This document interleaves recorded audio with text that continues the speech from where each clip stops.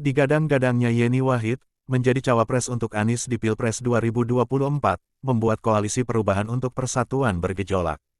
Partai Nasdem mendukung wacana tersebut. PKS menyerahkan ke Anies.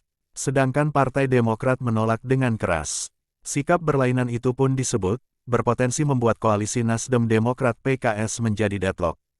Bahkan, Partai Demokrat diyakini bakal hengkang jika pada akhirnya bukan sang Ketua Umum, Agus Harimurti Yudhoyono (AHY), yang dipilih menjadi cawapres Anies. Saya kira, Koalisi Perubahan sangat potensial deadlock kalau posisi cawapres Anies tidak ada titik temu antara Nasdem dengan Demokrat. Ini sangat kelihatan. Kedua partai saling ngotot dan saling perang-perangan secara terbuka, kata Direktur Parameter Politik Indonesia, Adi Prayitno kepada wartawan, Jumat tanggal 11 Agustus tahun 2023. Demokrat itu, sampai hari kelihatan harga mati, buat mereka adalah AHY. Demokrat menunjukkan keseriusannya AHY sebagai cawapres pendamping Anies. Misalnya, sudah mulai kelihatan billboard-billboard yang terpampang seantero Indonesia, yang memajang foto Anies dan AHY. Itu tentu sebagai bentuk keseriusan, bagaimana Demokrat mengincar posisi cawapres. Kalau nggak serius untuk apa? Demokrat susah payah memajang foto Anies sebagai capres 2024, tambahnya. Adi mengatakan, respons negatif Demokrat akan nama selain AHY sebagai cawapres Anies ini, bukanlah yang pertama kali.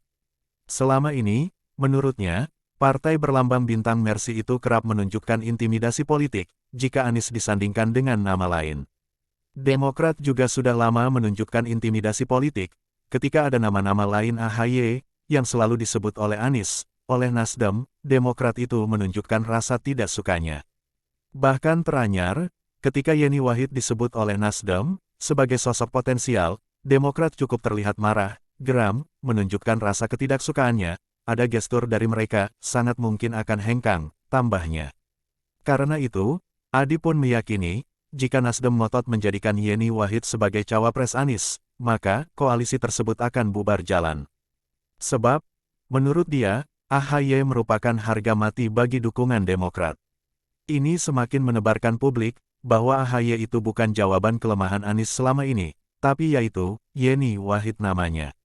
Kalau Nasdem terus ngotot menjadikan Yeni Wahid sebagai cawapres, bukan tidak mungkin, koalisi akan bubar jalan dan retak, karena bagi Demokrat, AHY itu harga mati. Kalau nggak AHY akan bubar, katanya. Kendati demikian, Adi juga tidak yakin, Nasdem mau menerima AHY sebagai cawapres Anies. AHY menurutnya, dinilai Nasdem tidak menambah suara Anies di Jawa Tengah dan Jawa Timur. Tapi pada saat bersamaan, publik masih ingat betul, sejak awal, Nasdem itu tidak terlampau menganggap AHY itu penting sebagai cawapres Anies. Karena AHY dinilai tidak punya nilai tambah, yang selama ini menjadi kelemahan Anies, yaitu Jawa Timur dan Jawa Tengah, katanya. Nah, yang dianggap mampu menutup kelemahan Anies itu basis di Jatim, Jateng, dan Nahdien, yaitu Yeni Wahid.